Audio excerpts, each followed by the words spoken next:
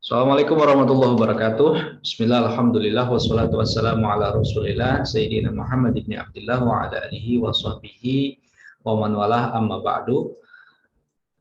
Yang sama-sama kita hormati, kita cintai dan kita muliakan guru kita Buya Yahya. Mudah-mudahan Allah senantiasa memberikan beliau panjang umur dalam ketaatan serta sehat walafiat, dimudahkan segala urusan dakwahnya, dimudahkan hajat-hajat beliau, amin ya rabbal alamin. Dan tak lupa juga guru kita, ustadz kita, murabina kita, Habibana Habib Hisham Al-Habsyi, yang alhamdulillah beliau juga sudah berada bersama kita di media virtual ini. Kita doakan mudah-mudahan beliau senantiasa diberikan kesehatan selalu oleh Allah Subhanahu wa taala, bisa terus istiqomah membimbing kita semuanya, amin ya rabbal alamin.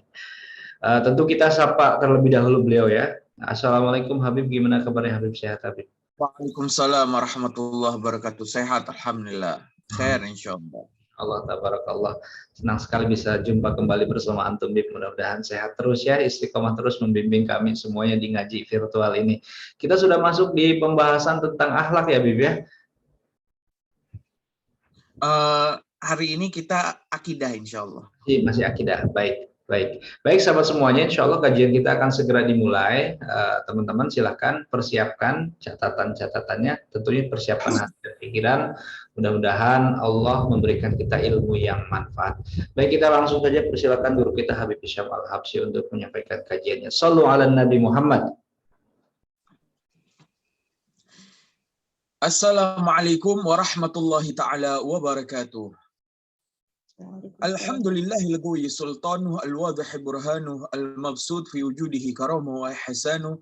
Allahumma shalli salatan kamilah wa sallim salaman tamman ala sayyidina Muhammadin alladhi tanhallu bihi al-'uqad wa tanfarij bihi al-kurab.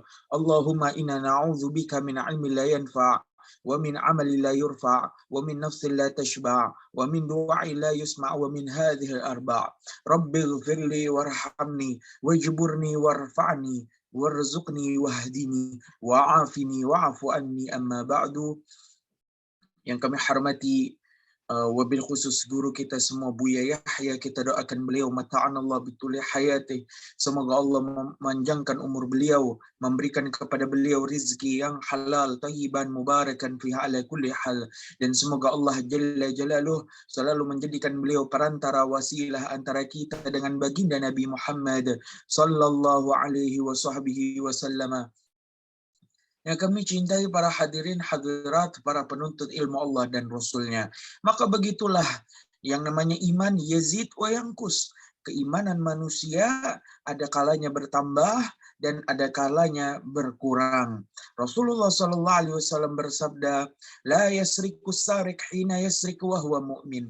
Tidaklah mencuri seorang pencuri ketika dia sedang mencuri, dia dalam keadaan iman. Imannya sedang dalam keadaan lemah, makanya ia bisa melakukan maksiat kepada Allah Subhanahu wa taala. Wala yazni zani hina yazni wa huwa mu'min. Dan tidaklah berzina seorang pezina ketika dia sedang berzina, dia dalam keadaan iman, imannya sedang lemah. Begitulah iman manusia, yazid wa yankus, kadang bertambah dan kadang pula berkurang. Maka mari kita kuatkan keimanan kita kepada Allah Subhanahu wa taala, terutama iman kita yang 6, yaitu mulai dari al-iman billah wa malaikatihi wa kutubihi wa rusulih wa bil yaumil akhir wa bil qadar khairihi wa syarrih. Beriman kepada Allah, malaikat-malaikat Allah, kitab-kitab yang pernah Allah turunkan kepada para nabi dan rasul yang pernah Allah utus, beriman kepada hari kiamat, dan juga iman yang keenam adalah iman kepada qada dan juga qadar, baik itu adalah hal yang baik atau itu hal yang buruk. Al-Imam Abdullah bin Al-Haddad dalam kitabnya Ratibul Haddad, beliau mengajarkan kepada kita tentang qada dan qadar untuk menyerahkan segalanya kepada Allah Subhanahu wa taala, di mana di situ beliau mengajarkan kepada kita untuk olahraga hati, melatih hati kita agar makin kuat iman kita kepada Allah Subhanahu wa taala dengan pembacaan Rotibul Haddad yang salah satu yang dianjurkan untuk dibaca sebanyak 3 kali setiap pada maghrib adalah kata-kata Bismillah walhamdulillah al khairu wa syarru bima syiatillah. Bismillah dengan menyebut nama Allah, walhamdulillah dan segala puji bagi Allah, al khairu takdir yang baik itu, wasyarru dan takdir yang buruk itu, bima syiatillah semuanya atas kehendaknya Allah Subhanahu wa taala. Maka kita serahkan urusan takdir kita kepada Allah Subhanahu wa taala, zat yang menciptakan kita takdir dan juga qadha daripada manusia. Maka mari malam ini kita mantapkan keimanan kita yang keenam ini sehingga kita terhindar daripada kesengsaraan di dunia dan di akhirat, lulus dari setiap ujian dan musibah yang diberikan oleh Allah Subhanahu wa taala. Mengapa? Karena kita mempunyai iman yang 6 yang sangat kuat, yaitu iman kepada qadha dan juga qadarnya Allah Subhanahu wa taala. Lantas apa itu qadha dan juga apa itu qadar?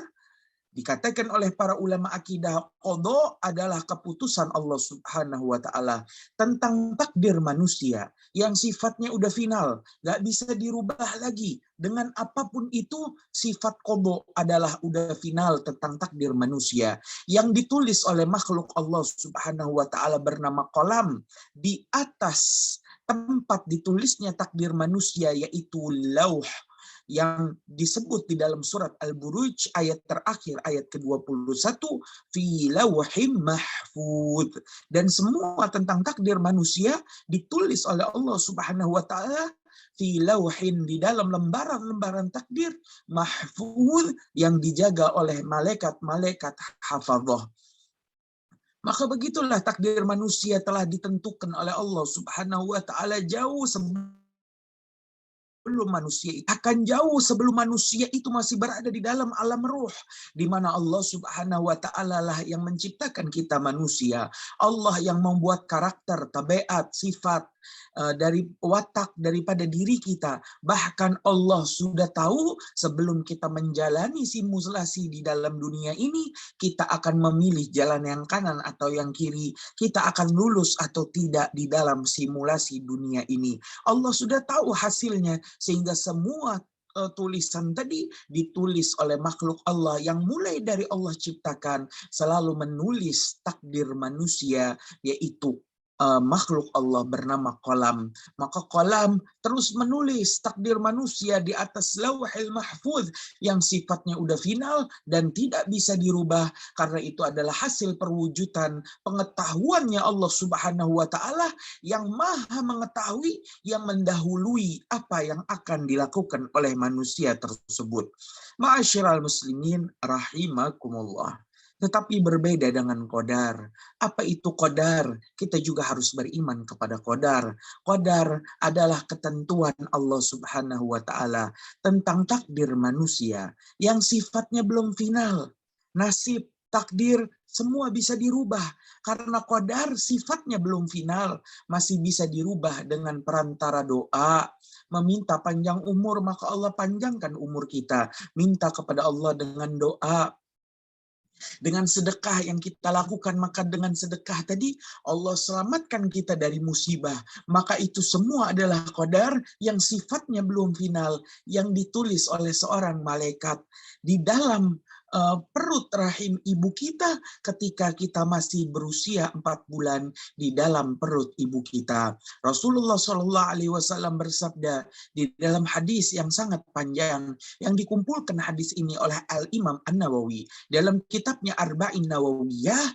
Hadis ini menceritakan tentang takdir manusia.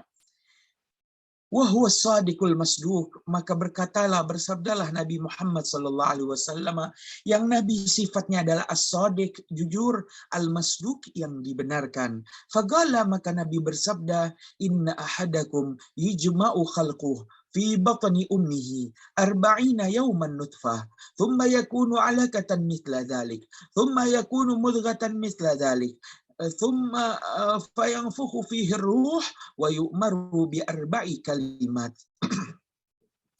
Rasulullah SAW bercerita kepada para sahabatnya di dalam majelis itu, di dalam Masjid An-Nabawi. Maka Nabi menceritakan, inna ahadakum, bahwasanya salah seorang daripada kalian, bahwasanya kalian, hai para sahabatku, kalian, hai manusia, yujma'u khalquh. Dulu awal penciptaannya, fi batni ummihi, awal mulanya adalah di dalam perut rahim ibundanya,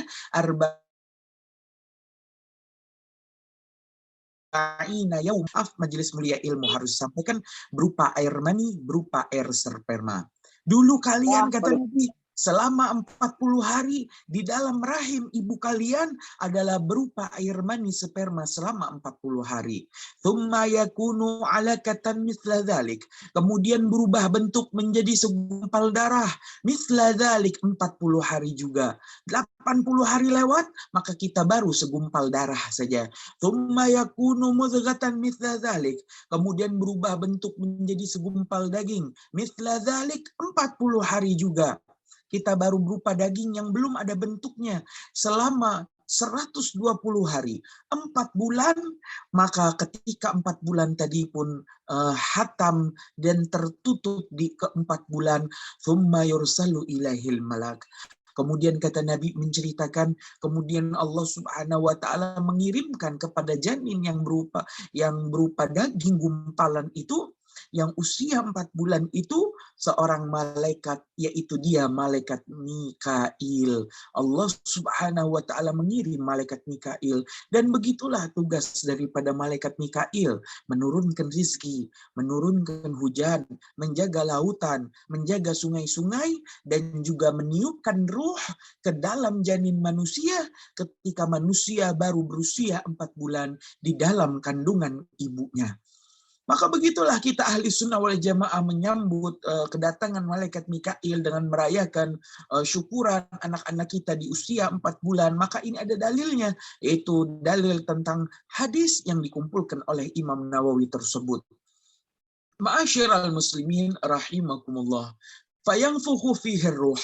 Maka malaikat Mikail tadi yang datang meniupkan ruh, yang sebelumnya malaikat Mikail membentuk kita dengan memberikan kepala, tangan, jari-jari, kaki yang utuh, yang sehat, yang Masya Allah, semuanya dibentuk dengan bantuan malaikat Mikail yang Allah utus. Fayanfukhu fihi ruh. Ya, fi ahsani takwim, sehingga bentuk kita menjadi sempurna daripada ciptaan Allah. Fayanfukhu fihi ruh.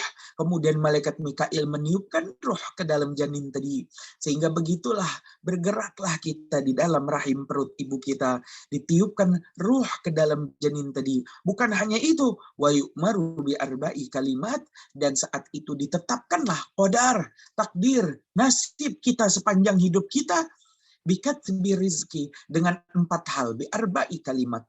4 hal dari takdir nasib kita yang akan kita jalani ditentukan saat itu semuanya oleh malaikat Mikail atas perintah Allah Subhanahu wa taala, dan sifatnya belum final. Itu hanya baru skenario yang dibuat oleh malaikat Mikail. Maka saat itu malaikat Mikail diperintah untuk menulis tentang 4 hal. Apa saja itu? Bikatbi rizki, wa ajalih, wa amalih, wa syakiyun au sa'id. Saat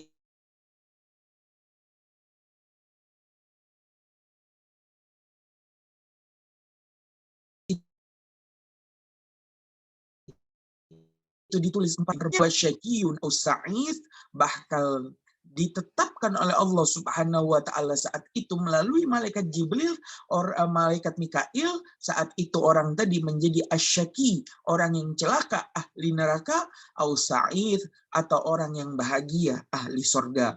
Semuanya telah ditetapkan oleh Allah Subhanahu wa taala. Mari kita kuatkan keimanan kita qada dan qadar, terlebih permasalahan qadar yang telah ditulis ketika kita berusia 4 bulan di dalam rahim ibunda kita. Yang pertama kita bahas adalah urusan rizki. Maka begitulah Al-Imam Ibn Ruslan dalam kitabnya Safwati Zubat, di dalam awal mukaddimah beliau mengenai akidah, beliau menyatakan kepada kita, apa sih itu rizki? Maka beliau mengatakan, warizku ma yanfa. Rizki adalah segala sesuatu yang bermanfaat bagi kita. maka itu adalah rizki kita. Rizki bukanlah yang kita miliki. Rizki adalah yang kita dapat bermanfaat dengan hal tersebut. Itulah rizki bagi kita. Dan jangan sampai di mindset kita sempit mengenai hal rizki. Ya, rizki itu adalah uang. Uang itu adalah rizki. Hari ini aku tidak dapat uang, artinya hari ini aku tidak dapat rizki. Maka bukan demikian. Rizki Allah berikan dalam bentuk berbagai hal. Mulai dari atap rumah kita, sehingga kita tidak kehujanan dan kepanasan. Kemudian air minum yang ada di hadapan kita dan kita meminumnya. Ketika kita meminumnya, barulah yakin itu adalah rizki.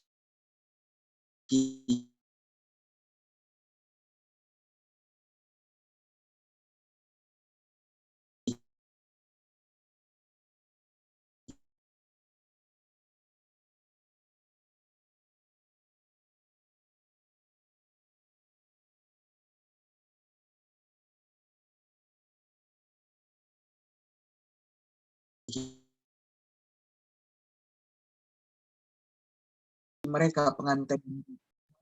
Membeli adalah engkau, yang menyimpan di lemarimu adalah engkau, yang naruh adalah engkau, tapi engkau tidak pernah memanfaatkannya selama ini, dan kau jadikan kado, maka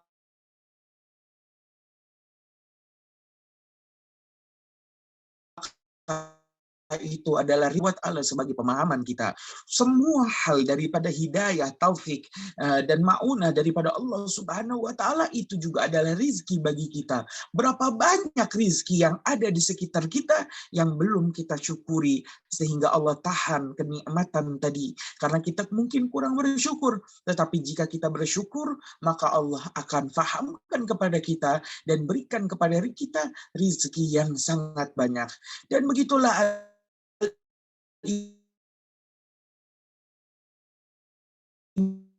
Imam Abdullah bin Al-Yau, beliau mengingatkan kepada kita, la yakthuru hammuk ma guddir yakun. Jangan engkau bikin sumpah urusan rizkimu, karena rizki yang sudah datang, karena rizki yang sudah milikmu pasti akan datang kepadamu. Kalau udah rizki kita, pasti akan datang kepada kita. Kalau bukan rizki kita, pasti akan hilang daripada kita. Berapa banyak orang yang gagal di dalam ujian rizki ini, sehingga dia mengambil hak-hak ahli warisnya, dia mengambil hak-hak adik-beradiknya, sehingga dia mendolimi pembagian ahli waris. Bahkan ada beberapa orang yang mengkhianati amanat. Bahkan ada seseorang yang masuk ke dalam ancaman Allah Subhanahu wa Ta'ala. Di dalam Al-Quran Allah berfirman, wailul lil mutaffifin alladzina idza talu 'alan nas yastawfun. Celaka bagi mereka. Siapa al-mutaffif? Alladzina idza talu. Mereka yang jika menimbang barang dagangan, ala nas, atas apa yang dibeli manusia, yastaufun, mereka melakukan kecurangan. Gambarannya halal, membuka toko di pasar. Konsepnya jual beli halal, yang dijual beras halal, tetapi ternyata mereka melakukan kecurangan di dalam jual beli toko beras tadi. Disitulah Allah melaknat orang tersebut karena ia melakukan kecurangan.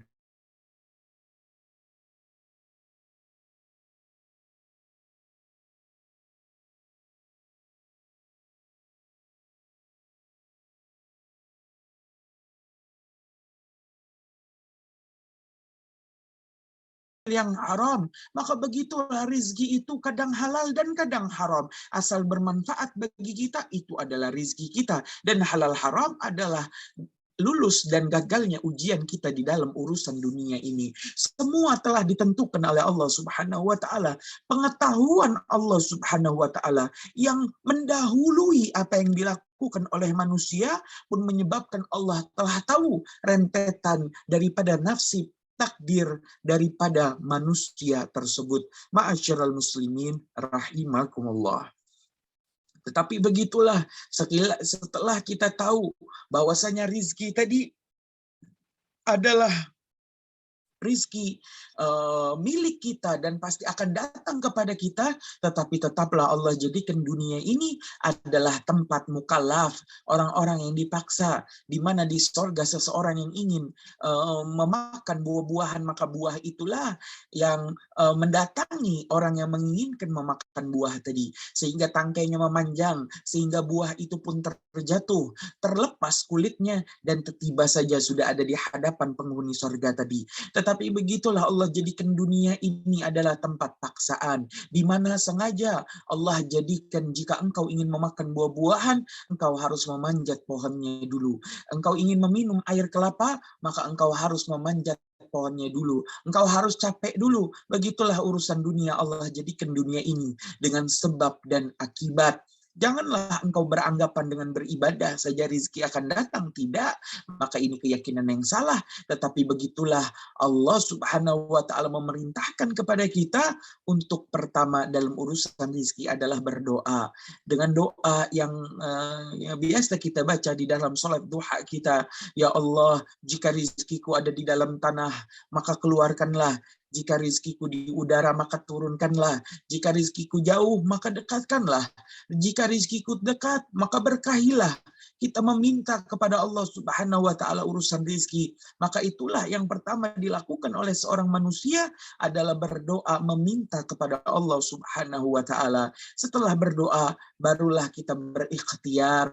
Apa itu ikhtiar? Kita mempelajari ilmu pemasukan, pengeluaran, bagaimana urusan bisnis itu, bagaimana kita membuat sebuah lembaga atau perusahaan, maka itu semua adalah ilmu dan ikhtiar kita dalam rangka kita mencari rizkinya Allah Subhanahu wa ta'ala yang telah ditetapkan oleh Allah Jalla Jalaluhu Azamatuh. Barulah terakhir kita bertawakal, hasilnya kita serahkan kepada Allah Subhanahu wa ta'ala. Setelah kita meminimalisir daripada kekurangan, meminimalisir daripada kerugian yang akan terjadi, serahkan hasilnya kepada Allah Subhanahu wa ta'ala.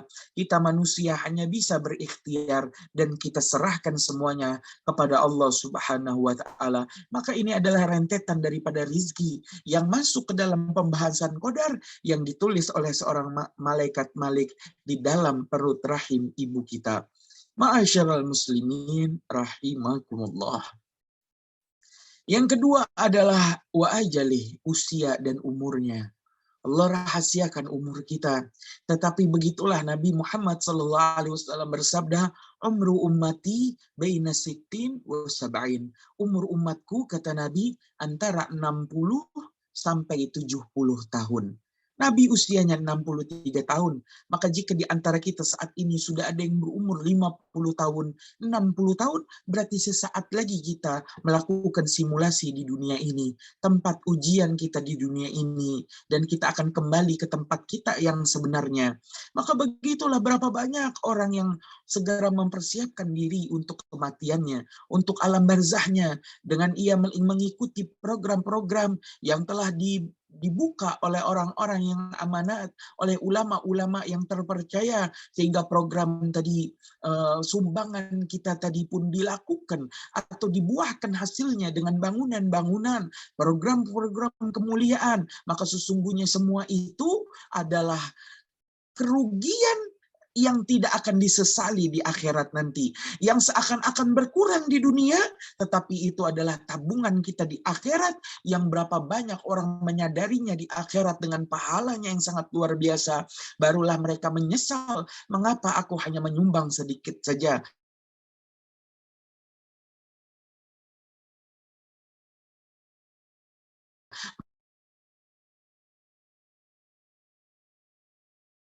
Dibeli dengan uang kita, maka setiap ada orang yang sholat di atas situ, maka pahalanya ditransfer ke rekening alam barzah kita.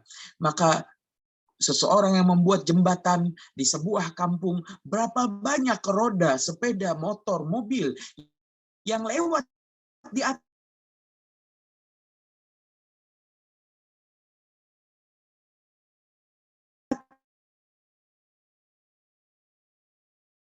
banyak orang yang tersenyum di alam barzah karena mereka mengikuti daripada panggilannya Allah Subhanahu wa ta'ala lewat program-program kemuliaan. Wa ajalih, ajal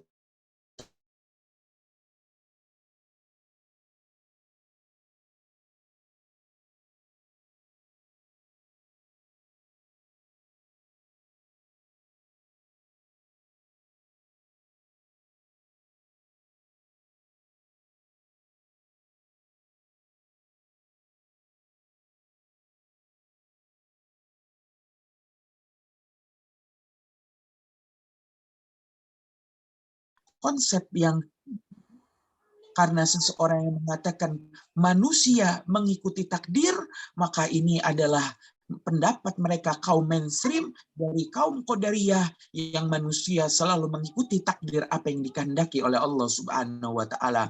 Atau sebaliknya, mereka mengatakan takdir yang mengikuti apa yang diinginkan manusia. Sehingga begitulah dari kaum Jabariyah mengatakan manusia adalah bebas sebebas-bebasnya sehingga dia mempunyai kuasa atas dirinya. Buktinya sekarang kita mau mengangkat daripada bulpen yang ada di tangan kita, mau kita lempar bulpennya atau bulpen itu kita pakai, itu semua atas kehendak kita. Tetapi dua konsep ekstrim dan mainstream ini adalah konsep yang salah tentang memahami urusan amal perbuatan yang telah ditakdirkan oleh Allah Subhanahu wa taala. Begitulah manusia datang di akhirat tidak bisa menuntut kepada Allah, ya Allah, mengapa engkau masukkan aku ke dalam neraka-Mu ya Allah? Kan yang membuat aku maksiat di dunia adalah engkau ya Allah. Engkau menakdirkan kepadaku untuk melakukan maksiat ya Allah. Maka orang tadi pun ditanya dan dihujjah oleh Allah Subhanahu wa taala dengan hujjahnya. Apa kata Allah? Tidakkah wahai hambaku, di detik itu, di saat itu, ketika engkau bisa memilih antara melakukan maksiat atau meninggalkannya, antara beribadah atau engkau menundanya, engkau saat itu mempunyai pilihan yang dipilih oleh akalmu yang aku berikan. Maka akal adalah hujjah daripada Allah Subhanahu wa taala. Mengapa di detik itu engkau tidak memilih dengan akalmu? Ya, Allah Subhanahu wa taala yang menciptakan kita. Allah tahu watak, karakter, tabiat, sifat daripada ciptaannya sehingga pengetahuan Allah mendahului apa yang dilakukan manusia sehingga Allah udah tahu hasil akhirnya apa walaupun kita belum melakukannya. Maka PR bagi kita semua adalah yakinkan dirimu engkau adalah ahli surganya Allah Subhanahu wa taala. Karena dalam hadis qudsi Allah Subhanahu wa taala berfirman, Ana inda dhanni abdi bi. Aku tergantung prasangka hambaku. Yang tahu diri kita adalah kita. Yang tahu diri kita adalah hati kecil kita. Maka tanyakan kepada diri kita masing-masing. Apakah kita adalah ahli surga atau ahli nerakanya Allah Subhanahu wa ta'ala. Pilihan terserah kita. Habib, saya yakin ahli surga, tapi sepertinya saya mampir dulu ke neraka. Mengapa? Karena masih ada 15% maksiat yang saya lakukan secara rutin itu. Maka tugasmu di dunia saat ini, yakinkan dirimu 100% ahli surganya Allah Subhanahu wa taala dengan ketakwaan. Betul-betul melaksanakan perintah Allah semampunya dan meninggalkan larangan Allah sekuat tenaga. La haula wala quwata illa billah. Ma'asyiral muslimin rahimakumullah. Maka amal perbuatan kita, maka kita manusia adalah mengikuti takdir, yang mengikuti takdir yang telah didahului oleh Allah Subhanahu wa taala dengan pengetahuannya. Tetapi manusia di dalam mengikuti takdirnya mempunyai pilihan di setiap detik dan setiap saat yang itu menjadi hujjah daripada Allah Subhanahu wa taala. Tugas kita tinggal yakinkan diri kita adalah 100% ahli surganya Allah Subhanahu wa taala. Jangan kita ngurus urusan orang. Jangan kita sibuk dengan urusan orang. Maka kita urus diri kita. Jangan sampai kita nanti telat mengurus diri kita di padang mahsyar. Tetapi kita urus diri kita mulai saat ini, yaitu diri kita. Bukan anak kita, bukan istri kita, tapi kita fokus ke diri kita. Maka setelah itu barulah orang-orang di sekeliling kita yang juga menikmati dari apa yang kita dapatkan baik di dunia dan di akhirat. Celakanya wasyakiyun au sa'id. Bahkan ahli surga atau ahli neraka semuanya telah ditulis oleh malaikat Mikail sebelum kita lahir di usia kandungan 4 bulan. Maka begitulah para orang tua kita menggelar acara 4 bulanan agar berharap takdir yang dituliskan oleh malaikat Mikail adalah takdir yang baik atas anak kita yang akan lahir. Mudah-mudahan menjadi ahli surganya Allah Subhanahu wa taala. Tetapi begitulah, mana yang ahli surga dan mana yang ahli neraka semuanya dirahasiakan oleh Allah Subhanahu wa taala. Seandainya hal itu tertulis di kening kita masing-masing, maka betapa kacaunya urusan dunia ini. Ketika kita melihat di trotoar, orang yang di keningnya tertulis ahli neraka, mereka sedang melakukan maksiat di pinggir jalan itu. Kita pun bertanya, ahli neraka yang sudah dicap oleh Allah masuk neraka, mengapa engkau bermaksiat? Iya, kami bermaksiat karena kami sudah ahli neraka. Untuk apa lagi kami beribadah, mumpung kami di dunia, kami nikmati maksiat tersebut. Maka kita mengira bahwasanya orang-orang yang di keningnya tertulis ahli sorga, yang berada di masjid sedang melakukan ibadahnya, tetapi kita pun terkaget karena melihat orang-orang yang dijamin masuk surga yang tertulis di keningnya pun sedang melakukan maksiat. Sehingga kita bertanya di masjid tersebut, mengapa engkau melakukan maksiat di depan teras masjid? Ya, kami adalah ahli surga, kami sudah ahli surga, untuk apa lagi kami ibadah? Kami maksiat pun tetap kami ahli surga. Maka celakalah jika mana ahli surga dan ahli neraka diungkapkan oleh Allah Subhanahu wa taala. Di satu sisi orang berputus asa, dan di sisi lain orang terlalu berharap.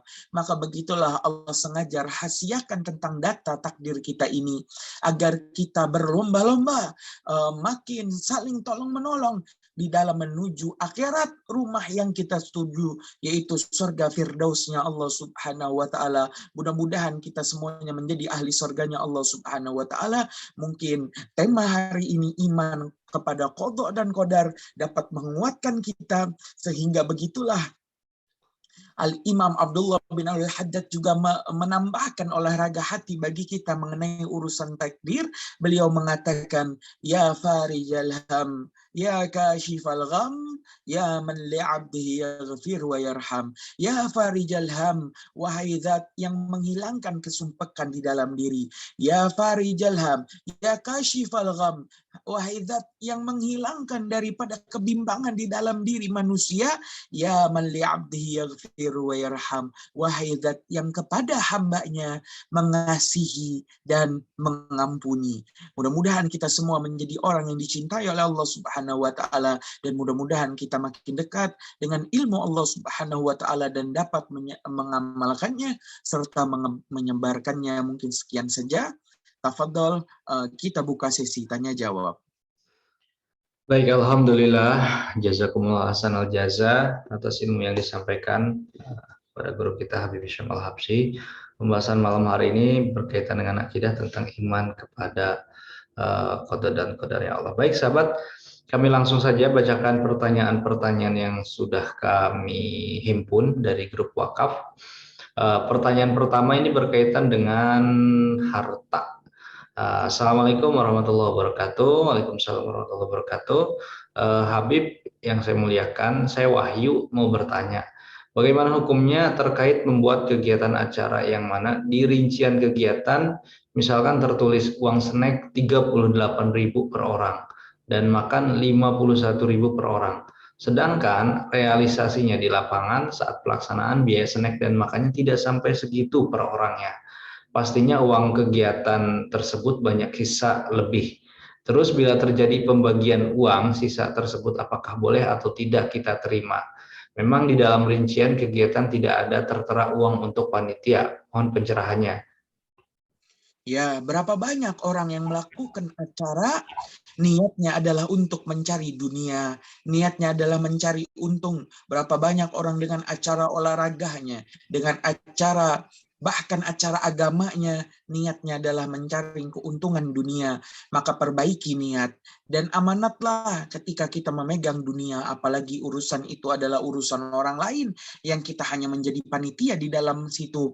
Maka berusahalah untuk melakukan kejujuran. Maka sebaiknya snack itu dituliskan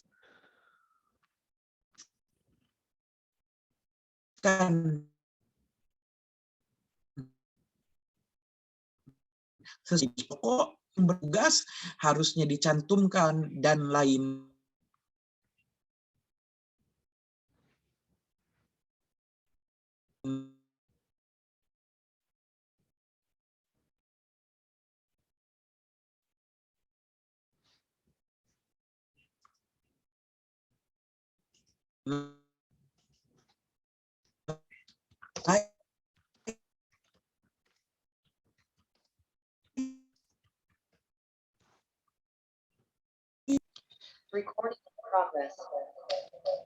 Tafadhol, Kang.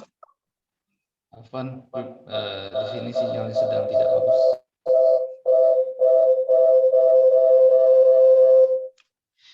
Baik, kita lanjut kembali ya. Mohon maaf, sinyalnya sedang tidak stabil di sini.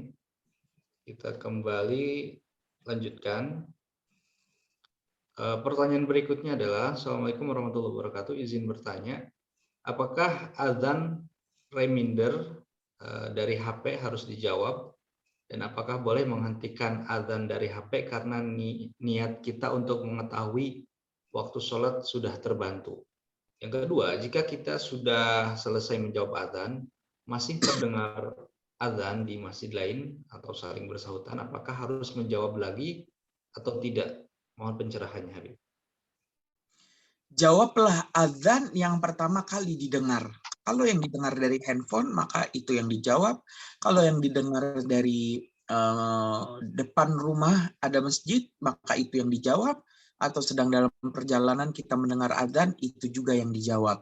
Dan azan-azan berikutnya dari sahutan masjid-masjid lainnya, itu sudah tidak sunnah lagi untuk dijawab, karena hanya pertama kali azan yang kita dengar yang sunnah untuk dijawab. Itu pun jika keadaan kita dalam keadaan ikhtiar, artinya bisa memilih.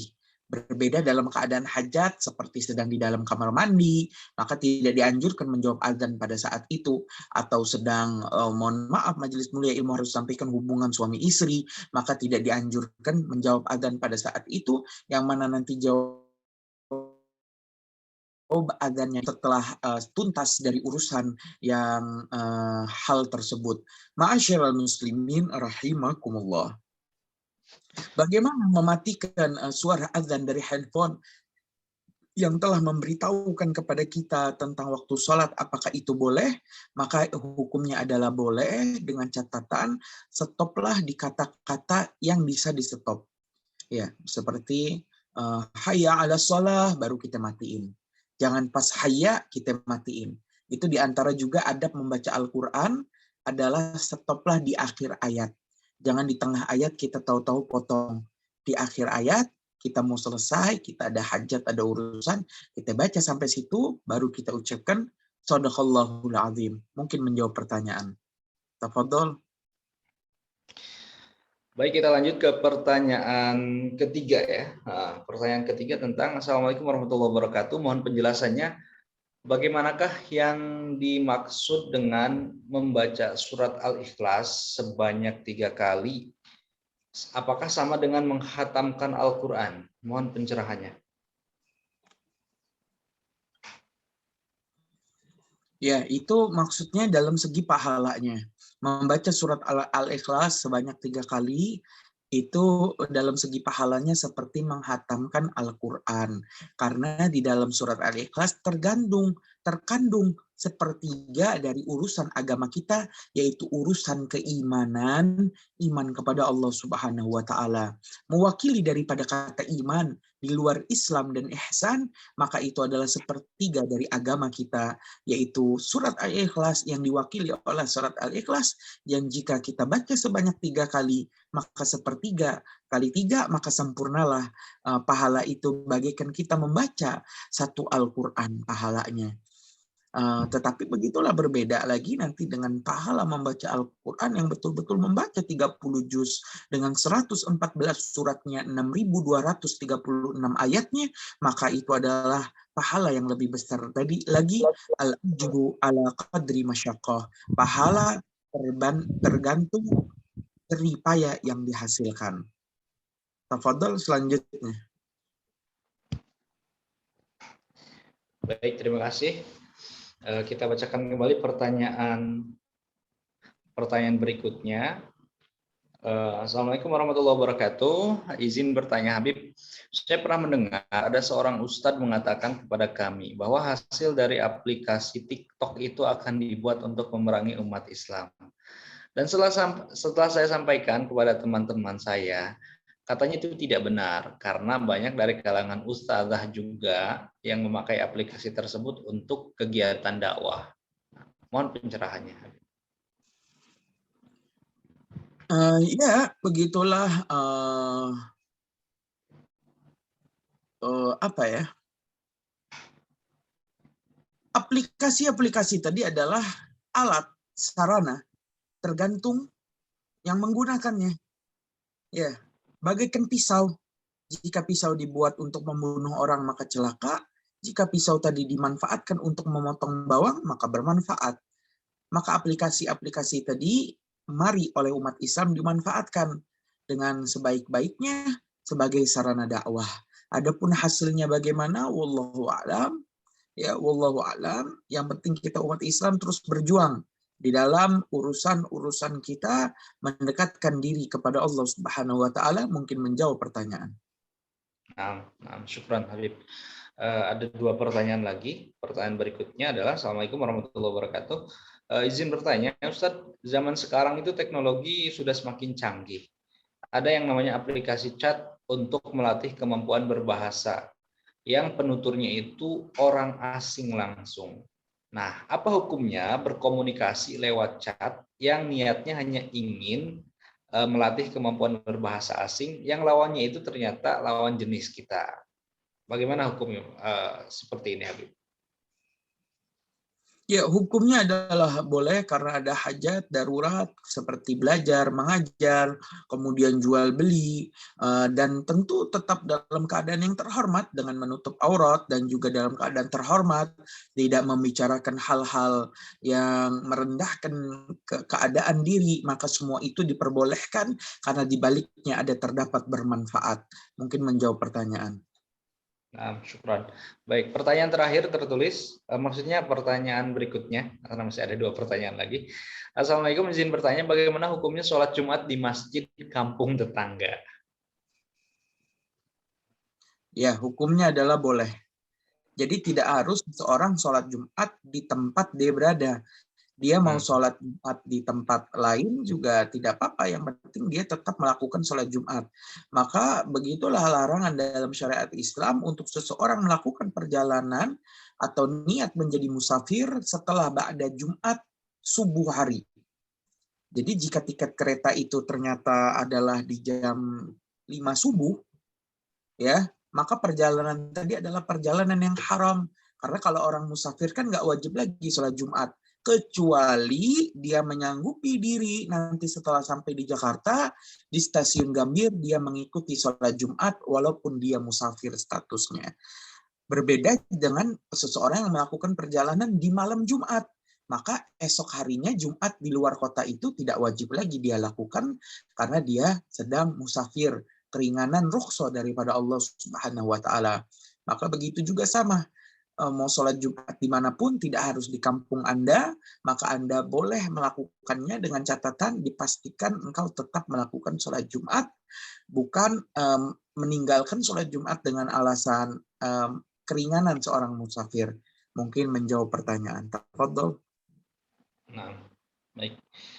Baik, alhamdulillah di kolom chat juga ada beberapa pertanyaan. Kita bacakan terlebih dahulu sebelum nanti kita kasih kesempatan teman-teman untuk bertanya secara langsung. Insya Allah masih ada waktu ya, karena tadi kita mulai jam 4. Assalamualaikum Ustaz, terkadang ada acara TV di mana seorang non-muslim melakukan adegan sholat, kemudian juga mengaji, mengucapkan salam, seakan-akan dia seorang muslim, meskipun dalam konteks sebuah cerita. Apakah hal ini diperbolehkan, Habib? Jadi seorang muslim memerankan adegan, seorang non-muslim memerankan adegan seorang muslim. Ya, maka begitulah dakwah Nabi Muhammad SAW. Di usia 40 tahun Nabi mulai berdakwah sembunyi-sembunyi hingga akhirnya Nabi mengumumkan dakwah tadi di usia 43 tahun sehingga kaum Quraisy tahu, dan kaum Quraisy yang marah karena mendengar Nabi mengajak untuk menyembah Tuhan yang satu, sedangkan mereka biasa dengan politeisnya, dengan menyembah Tuhan yang banyak, mereka marah. Dan salah satu kemarahan mereka luapkan kepada budak-budak mereka yang mereka siksa sedikit demi sedikit setelah para tuan tadi tahu budak mereka memeluk agamanya Muhammad. Salah satu budak yang disiksa adalah seorang sahabat Nabi bernama Ammar. sahabat Ammar bin Yasir, di mana sahabat Ammar dengan kedua orang tuanya memeluk agama Islam. Sumayyah memeluk agama Islam sebagai ibunda Ammar, dan juga Yasir memeluk agama Islam sebagai ayah Ammar, dan tiga orang ini disiksa oleh tuan mereka sehingga Ammar melihat penyiksaan orang tua mereka di hadapan kedua matanya. Yasir tetap memegang teguh agama Islam sehingga terbunuh. Sumayyah juga demikian. Maka Ammar saat itu ketika ditanya, keluarlah engkau dari agama Muhammad. Jika engkau tidak lakukan itu, maka akan aku bunuh engkau juga.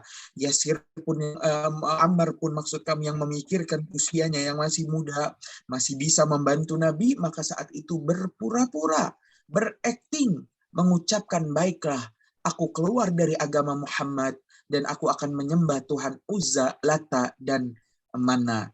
Maka saat itu dilepaskan oleh tuannya, larilah sahabat Ammar tadi ke rumah Rasulullah dengan tangisan kesedihannya, curhat kepada Nabi, dan Nabi saat itu mengatakan, tidak, Ammar, engkau tetap dalam Islam karena kata-katamu itu bukan dari dalam hatimu.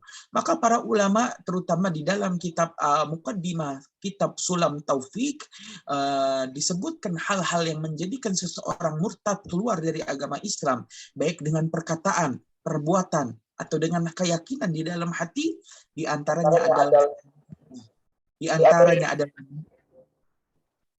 antaranya adalah menyembah berhala, maka jelas keluar dari Islam.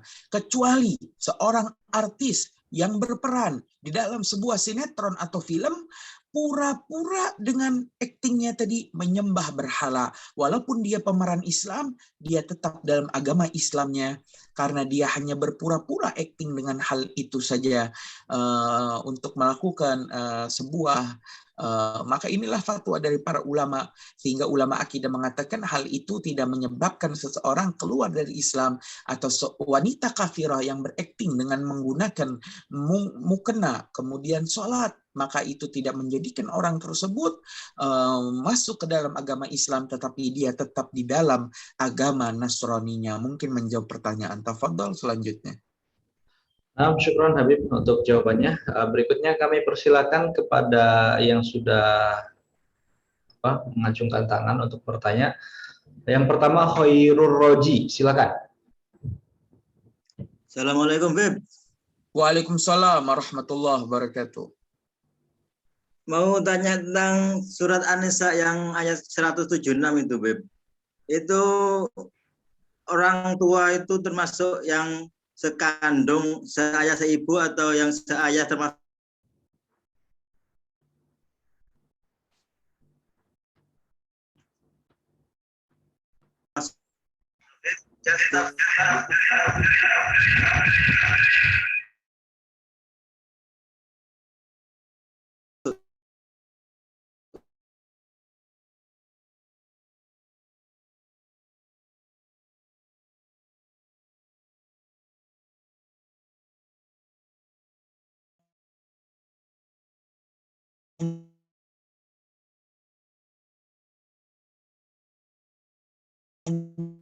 Nyalah bentukan satu orang ya, ada satu orang dia jenazah meninggalkan saudari kandung seayah seibu satu orang, dan meninggalkan beberapa saudari seayah banyak orang.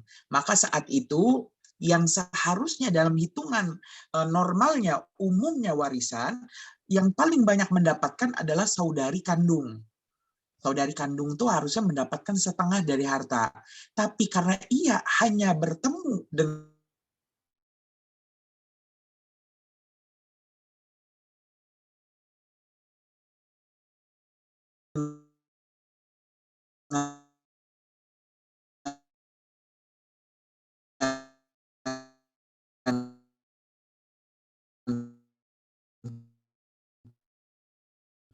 saudara bagi ratanya adalah dengan hitungan lidzakari mithlu hadzil unthayain. Bagi laki-laki adalah 2 kelipatan bagi bagian perempuan. Jadi kalau perempuan dapat 1, laki-laki dapat 2. Di mana teori umumnya ketika nanti mungkin ada anak, jenazah itu mayit meninggalkan anak, meninggalkan orang tua, maka hitungannya berbeda lagi. Jelas saat itu saudara seayah hanya mendapatkan sedikit saja, dan saudari kandung mendapatkan banyak. Tetapi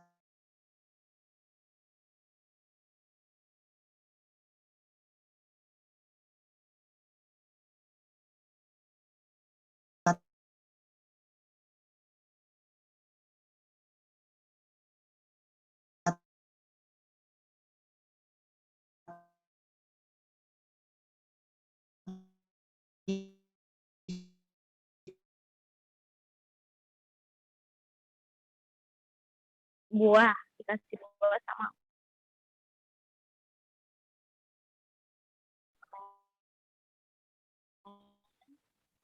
mungut punya dia, bukan pohonnya dia. Dia ngambil di pohon orang lain yang jatuh, terus buah itu dikasih ke saya. Itu gimana hukum memakannya itu ya Habib? Syukran. Assalamualaikum warahmatullahi wabarakatuh. Waalaikumsalam warahmatullahi wabarakatuh. Jika kita telah mengetahui sebab asal muasal daripada buah yang ada di hadapan kita, maka kita haram memakannya. Karena kita tahu walaupun buah itu adalah buah yang halal dimakan, tetapi cara mengambilnya adalah dengan cara yang haram. Seseorang yang tiba saja berjalan di sebuah gang, di sebuah komplek, melihat pohon mangga dari orang yang tidak dia kenal, tiba saja dia memberanikan diri memetiknya, maka ini adalah perbuatan yang dilarang. Karena itu mengambil dengan cara yang batil, dengan cara yang haram, berbeda dengan urusannya. Ternyata pohon mangga di rumah tetanggamu, pohonnya melebar sampai ke rumahmu. Maka buah yang jatuh di rumahmu dari pohon tetanggamu itu adalah buah yang halal. Karena daunnya mengotori rumahmu, maka buahnya pun halal. Tetapi jika buah tadi diambil dari rumah orang lain tanpa izin, dengan cara yang zalim, dan diberikan kepada kita, maka kita haram memakannya, karena walaupun mangga halal adalah jenis buah yang halal dikonsumsi, tetapi jika cara mendapatkannya adalah dengan cara yang haram, maka hukumnya pun menjadi haram. Bagaimana menghalalkan mangga tersebut atau buah tersebut? Adalah dengan meminta izin kepada yang punya atau menebusnya dengan membayar upah kepada mereka.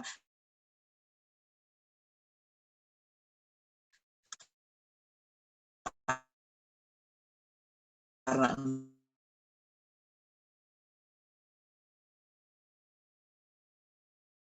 engkau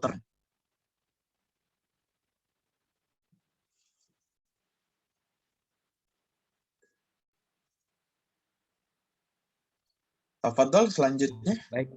Ibu Irma, Pasuruan, Jawa Timur. Mohon maaf tadi mic-nya ketutup. Ya, langsung kepada Habib. Baik, terima kasih. Assalamualaikum Habib.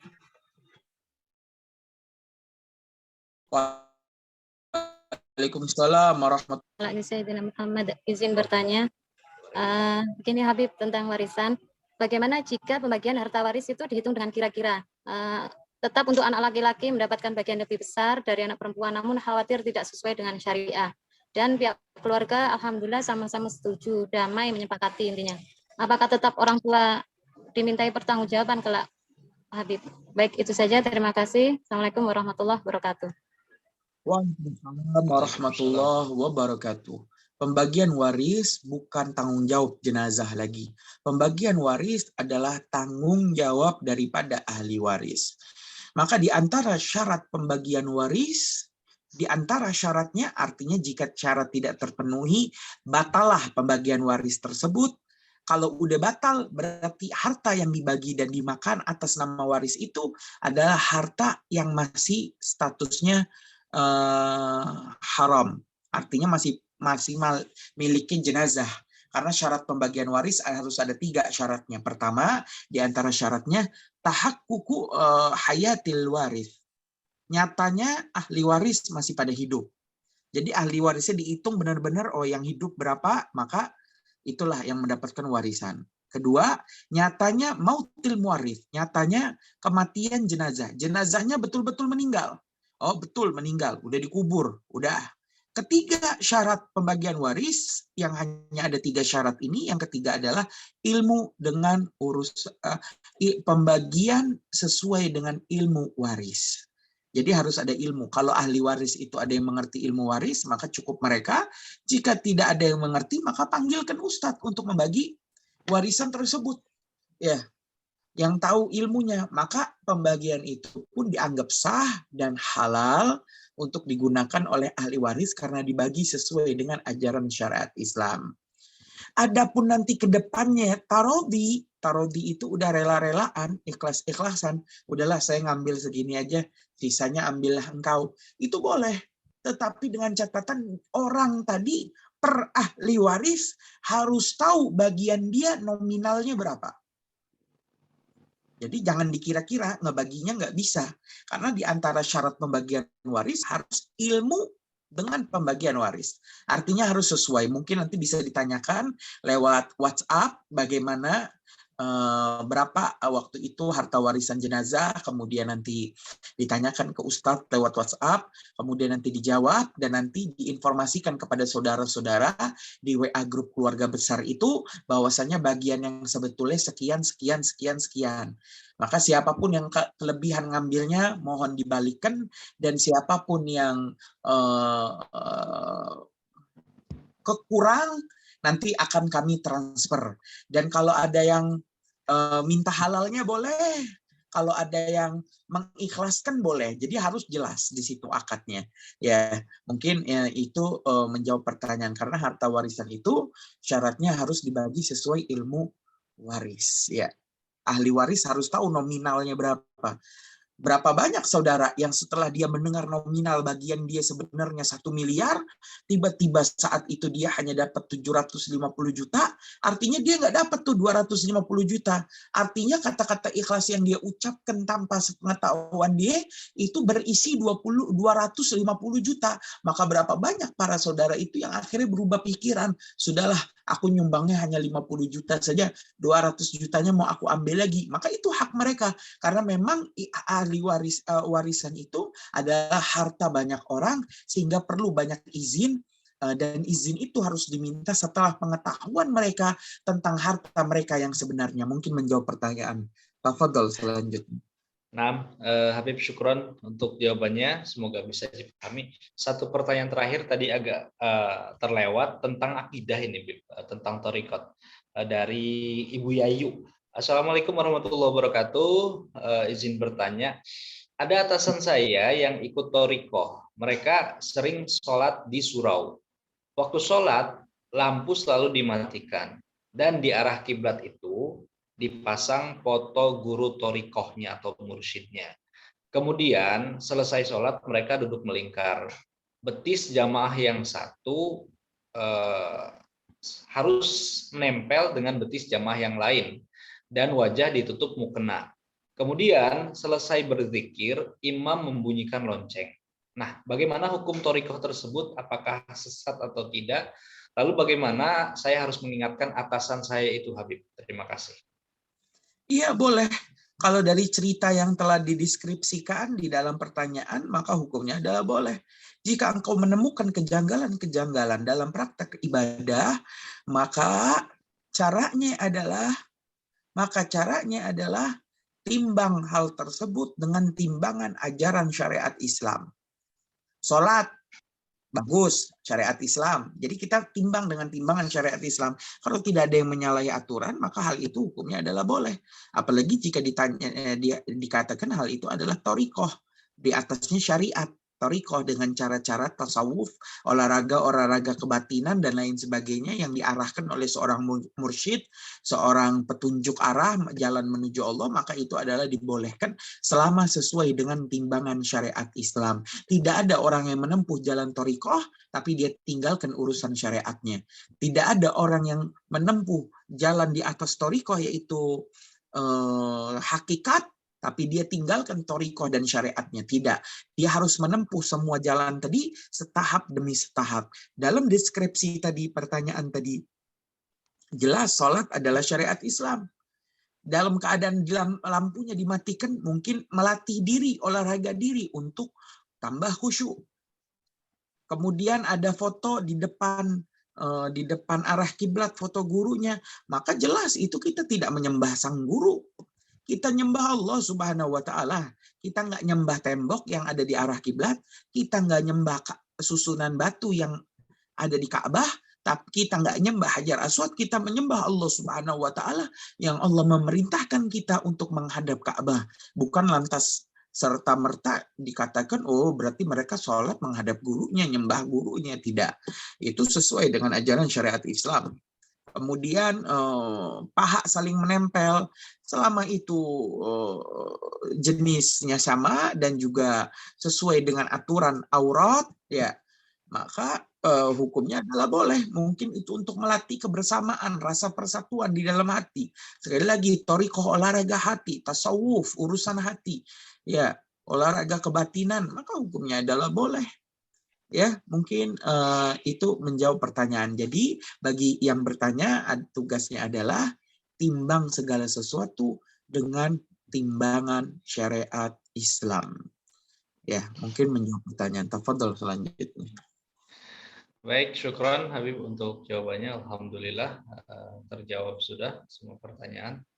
Ini ada satu pertanyaan susulan, mungkin karena berkaitan dengan tema ya, dengan tema kode dan qadar kita. Satu pertanyaan terakhir, bagaimana sikap terbaik menyikapi takdir buruk seperti sakit parah menahun? Apakah harus pasrah, ikhlas, dan ridho total 100% atas ketentuan tersebut mengikuti keinginan Allah Subhanahu wa taala?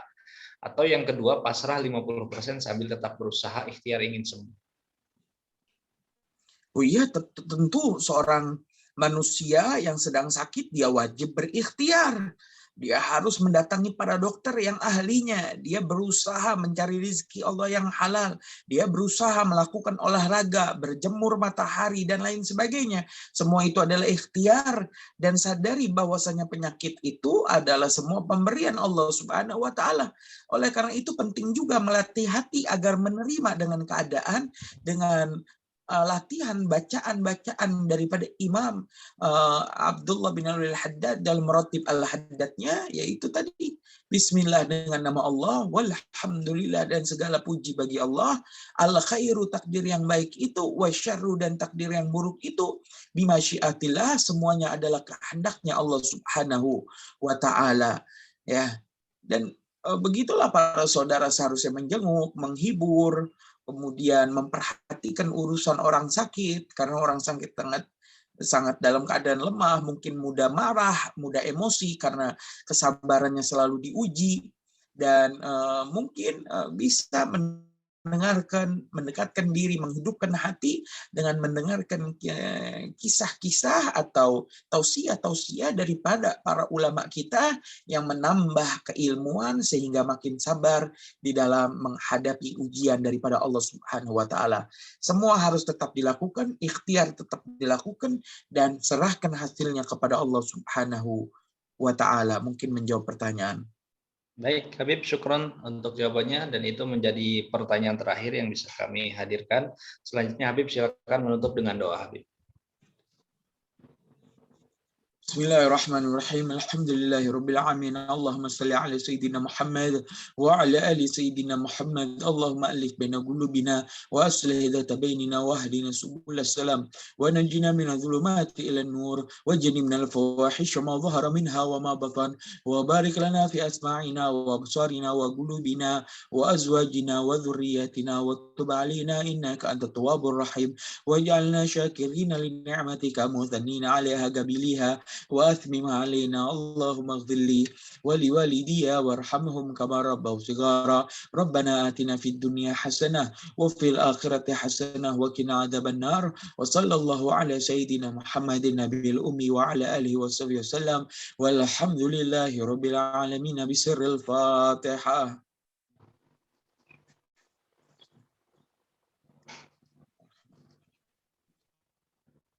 إياك نعبد وإياك نستعين اهدنا الصراط المستقيم صراط الذين أنعمت عليهم غير المغضوب عليهم ولا الضالين والله الموافق إلى أقوم الطريق والسلام عليكم ورحمة الله تعالى وبركاته. Waalaikumsalam Waalaikumsalam warahmatullahi wabarakatuh. Habib.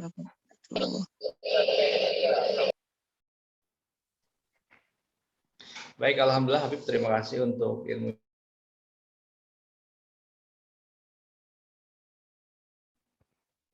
Baik, alhamdulillah Habib, terima kasih untuk ilmu yang sudah disampaikan malam hari ini. Mudah-mudahan kita semuanya senantiasa mendapatkan ilmu yang bermanfaat, tentu bisa kita amalkan dalam kehidupan sehari-hari. Amin ya rabbal alamin. Syukron Habib atas waktunya, atas kesediaannya dan keistiqomahnya terus membimbing kami semuanya. Mohon doanya selalu dari Habib untuk kami semuanya. Mudah-mudahan kita semuanya bisa terus istiqomah dalam kebaikan dan mudah-mudahan kita juga bisa terus bersama hingga kelak di surganya Allah nanti. Amin ya rabbal alamin. Sahabat semuanya, tuntas sudah perjumpaan kita sampai di sini di program ngaji virtual. Insya Allah kita jumpa kembali di pertemuan berikutnya dengan pembahasan-pembahasan yang lain tentunya. Mohon maaf atas segala kekurangan dan kesalahan, mohon doanya selalu. Kita tutup kebersamaan kita dengan doa kafaratul majelis. Bismillahirrahmanirrahim. Subhanakallahumma wa bihamdika asyhadu an la ilaha illa anta astaghfiruka wa atubu ilaik. Assalamualaikum warahmatullahi wabarakatuh. Waalaikumsalam warahmatullahi wabarakatuh. Warahmatullahi wabarakatuh. Terima kasih Ustaz. Terima kasih.